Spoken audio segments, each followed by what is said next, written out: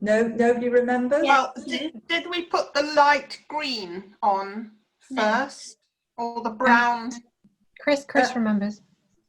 You're close. Can you spotlight her for me, please, Lucy? No, I just remember drawing the round of the shapes, the round. I still got it.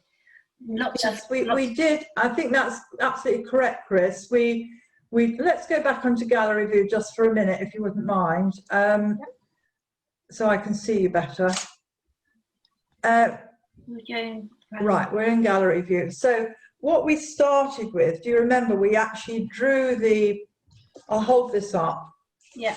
We drew the outline of the trees, and we indicated where we thought the sky and the actual land area began and finished. Do you remember?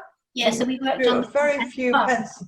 That's right. We just use a very few pencil lines to describe this big main shape. I think they were called box U's. Do you remember? Yeah. Yeah. We didn't put any of the detail of these trees in the background, these larches. I don't even think we indicated the path in the foreground, but I think we did indicate a little line to suggest where the sky finished. So, yes, we did that. And then we, as Sally correctly said, we put in, well, in fact, we put in the light colour of the sky, and then we put in the colour wash of the ground, okay? So we didn't mix up lots of strong colour, but we actually worked wet into wet. We dampened the paper, painted the sky area, and then painted the bottom half of the painting and the trees. We suggested it with a light green, and I think we suggested the lower part with the raw sienna. So that's just 3 colours that we use, or 3 light washes we used initially. Okay, I'm going to go back into sharing this again with you, because I think just before we start the actual subject, I just want to talk about this other one that's over here. Come on, come back. Oh, right, can you see it now? Now I'm going to have to spotlight myself, or can you put me, shall I put myself on speaker view? There we are. Okay, so this little painting is what I can see out my French doors. I've got a little bit more work to do on it, but basically, I suppose it represents about an hour and a half's work. So I thought, you know, it's about the right size for what we need to do this afternoon, or what we should attempt this afternoon. The size of the paper is, and I'll just tell you, just in case you've got a big piece of paper, but it's 6.5 inches by 9 inches, the size of the image. So it's 6.5 inches wide and 9 inches tall, and I would not go much bigger than that with the actual image area of your painting. The other thing I'm going to mention is, because I've noticed on 1 or 2 paintings that some people aren't doing it, but if you mask the area of your painting with masking tape, it leaves a very nice finish at the ends, like I've got on here. So you remove the masking tape, and you have a nice sharp little frame around the image when it's finished. And I generally do this. I always put masking tape around the piece of work that I'm going to, or around the area that I'm going to paint. Right, so there's another story behind this that I'll tell you in a minute. So I think what we need to do is to get drawing, very likely just a few aids for the composition, okay? Now if you can only see a little bit of the sky, then maybe just draw a line to indicate where the sky is going to come down to. I mean, my sky is just about here, so I could have just taken the blue down to there, and then the rest of this is mainly green with a bit of, in the foreground, I would have left it for the raw sienna. Okay, so there might be another line here to indicate that the rest of this is just going to have raw sienna on it. I'll do it, and you can you can proceed with yours as well at the same time. So I think we'll get started now. I don't know if you can see that, but that's all the pencil line I'm going to put in on mine. I'm not going to put in on any more than that. Everything else I'm going to draw with my brush. Okay, fine. Right, the first thing I'm going to do is to make sure I've got 3 washes of colour mixed up. One to represent the sky, so that will be just the Prussian blue on its own, and a light pale mixture of it. So quite a lot of water and not very much colour, but enough so that you can actually see the colour. I'm going to just deviate from that by adding a tiny bit of ultramarine into it. So it's a mixture of actually ultramarine and the Prussian blue. This is the colour I've mixed for the sky, and that's what I've got there. I've got a fair bit in my palette.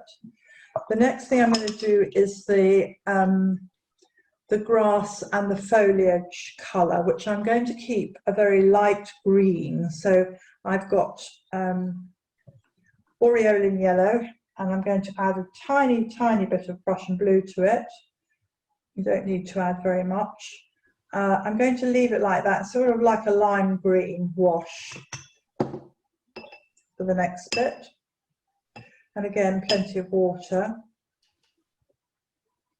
And then for the foreground, where I've got my stepping stones and various other things, I'm going to make a wash of this raw sienna or yellow ochre, whichever the one you've got. If you have only got yellow ochre, I would add a tiny, tiny touch of vermilion into it, just to make it a little warmer.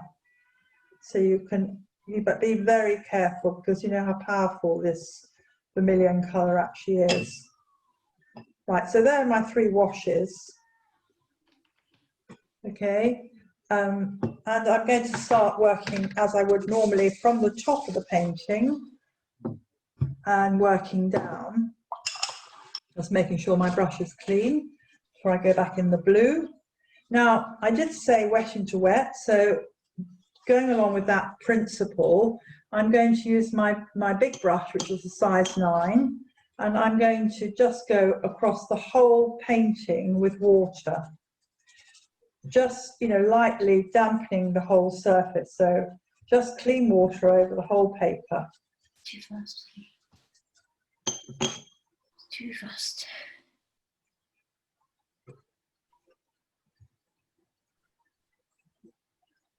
Now, if you sort of tip your board up or your paper up, and you look at it, it's very shiny because it's very wet. And if I run the colour into it now, it will just flood. So I want the paper damp, but I don't want it soaking wet. So I'm just going to blot it now and then have another look. And if I look at it, it's more of a matte kind of wetness, if you know what I mean. And that's probably just about right for painting wet into wet on. So if I go in with my blue, I'm going to work across the page. Just remember, always to put plenty of water or colour on your brush, work across the page and just bring the colour down to where you want to stop the sky area.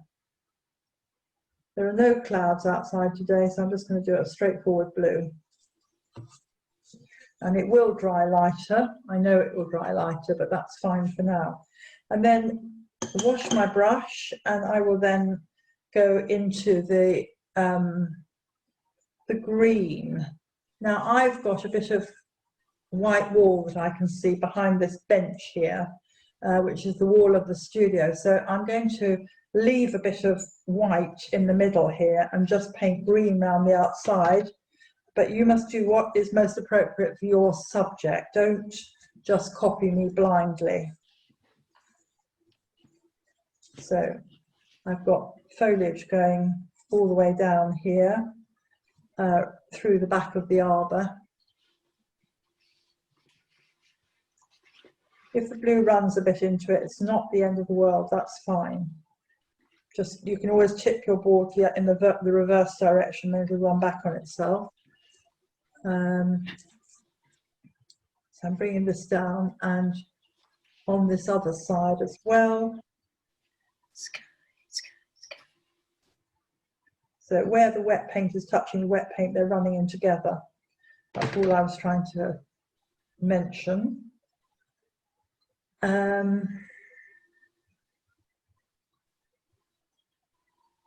bit of a bush here, and grass. The grass goes up to there.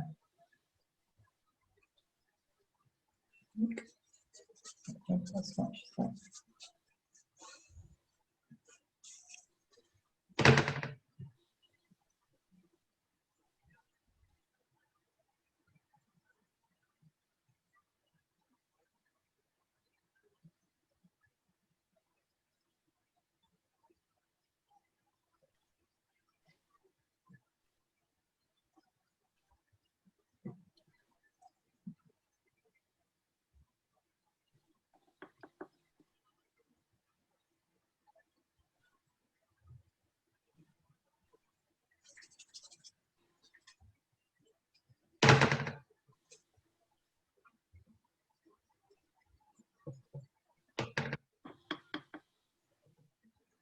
And then finally, I'm going to start introducing this raw sienna at the bottom of my composition. And that's going to go over these little flag stones, which we've got, or little round stones we've got going down the garden.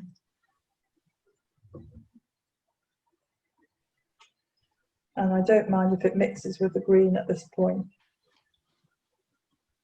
It's not mixing that much, but a little tiny bit. Okay.